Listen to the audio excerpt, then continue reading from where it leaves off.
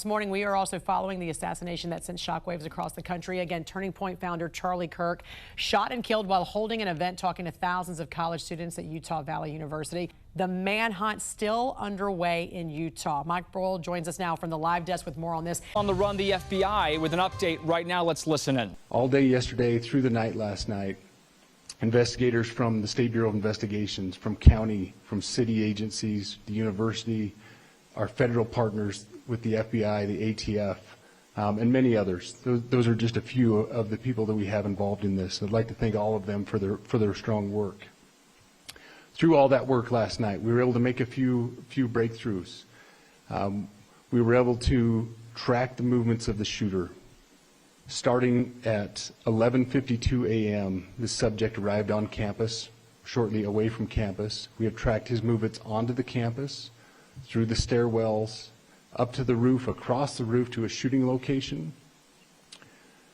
After the shooting, we were able to track his movements as he moved to the other side of the building, jumped off of the building, and fled off of the campus and into a neighborhood. Last night I communicated with Erica.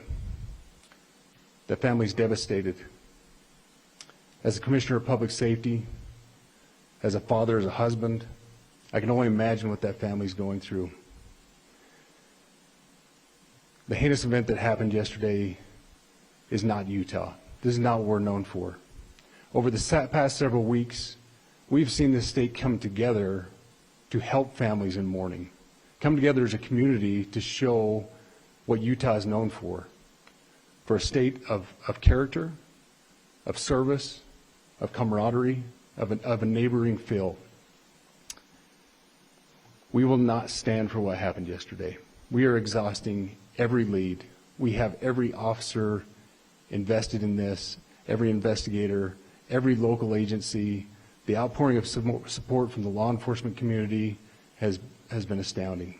We are investing everything we have into this, and we will catch this individual. This morning I can tell you that we have recovered what we believe is the weapon that was used in yesterday's shooting. It is a high-powered bolt-action rifle.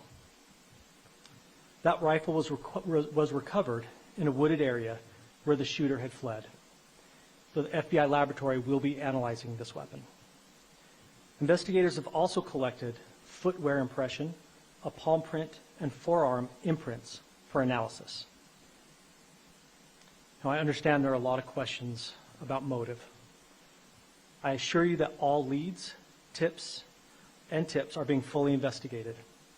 As of this morning, we have received more than 130 tips. We thank the community for that. Right now, a desperate manhunt underway in Utah to find the suspect in the assassination of Charlie Kirk. A news conference just wrapped up in Utah. We want to get right to Mark Boyle at the live desk. You know, Mark, I was taking some notes here as we listened to that news conference.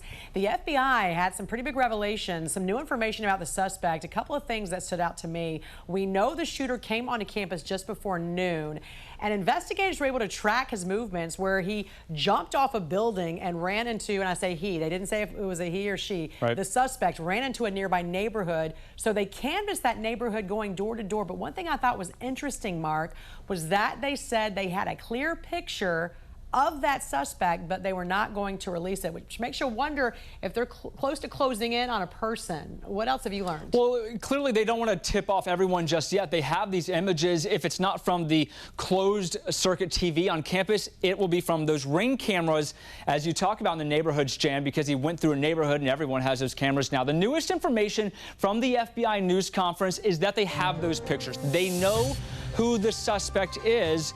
They have not made them public yet. Here's the latest information on your screen. This was just put together. So they have the high-powered bolt-action rifle recovered. That's the direct verbiage from the AP. So they found the gun. The Ring camera shows the suspect in the neighborhood. That will be key. 11:52 a.m., walked up the staircase and then onto the roof. So we now have that confirmed that, in fact, the shooter was on the roof.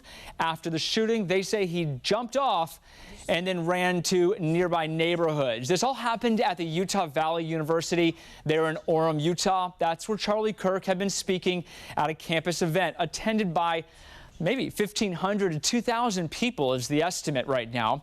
As he was speaking, that shooter, one shot came out from the roof and hit Charlie in the neck. This is a time that all Americans should come together and feel and mourn what happened. Violence, which affects so many different people of so many different political persuasions, is an affliction of America.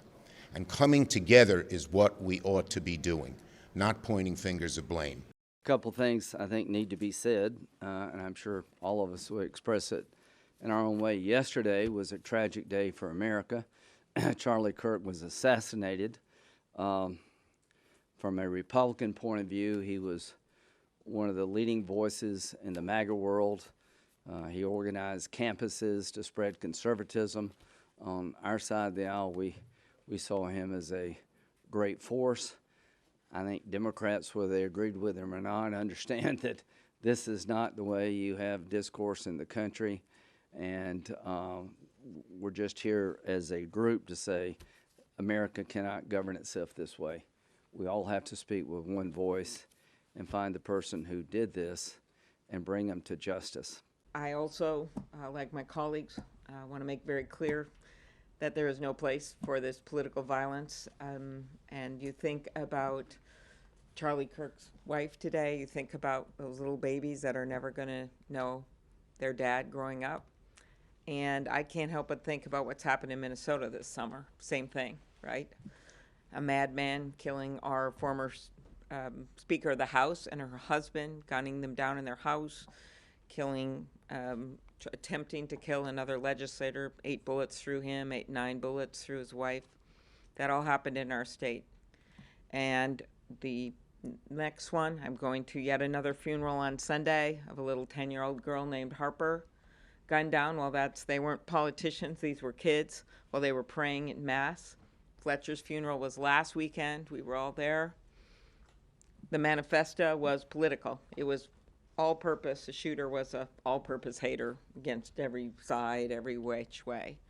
But that's what we're seeing right now, and it has to end, and we have to join together to condemn it. I want to echo what you've heard from my colleagues. Political violence has no place in America. What we saw yesterday, and everyone saw it, is sickening. It is disgusting. It was a political assassination. No matter where you are on the political spectrum, violence has no place in America and American political discourse. I think we can all agree that violence ought to be solidly denounced, condemned, and stopped in America. And the spreading frequency and severity of violence should be sickening and shocking to all Americans. No matter what your politics, political violence has to stop. This moment requires leadership that brings the American people together as opposed to trying to further divide us. Political violence in any form against any American is unacceptable, should be denounced by everyone, and moving forward, we have to figure out a better way to come together, not as Democrats or Republicans, but as Americans. President Trump has ordered flags to be flown at half-staff through Sunday in honor of Charlie Kirk, and this is actually the 9/11 ceremonies. The president did announce Kirk's death on Truth Social, writing, "The great and even legendary Charlie Kirk is dead. No one understood or had the heart of the youth in the United States of America better than Charlie. He was loved and admired by all, especially me, and now he is no longer with us." Melania and my sympathies go out to his beautiful wife, Erica, and family. Charlie, we love you. Before we begin, let me express the horror and grief so many Americans at the heinous assassination of Charlie Kirk have felt. Charlie was a giant of his generation, a champion of liberty, and an inspiration to millions and millions of people. Our prayers are with his wonderful wife, Erica, and his beautiful children. Fantastic people they are. We miss him greatly, yet I have no doubt that Charlie's voice and the courage he put into the hearts of countless people, especially young people, will live on. I'm pleased to announce that I will soon be awarding Charlie Kirk posthumously the Presidential Medal of Freedom.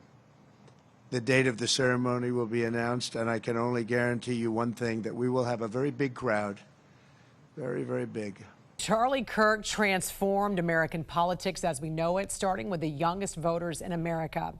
Instead of enrolling in college, Charlie went to college and began a dialogue with students on campuses all across America. He co-founded Turning Point USA at 18 years old, which has exploded in size to more than 250,000 student members at more than 850 college campuses nationwide. Political commentator Michael Knowles wrote, Charlie's prudence, the principal virtue in politics, built a generational coalition that helped to transform the American government. His temperance distinguished him as one of the few on the right to eschew whiskey, cigars, and every other delight that might have distracted him from his purpose for which he had so little time. Charlie Kirk would have been president. His friends knew it, his admirers knew it, and his enemies knew it.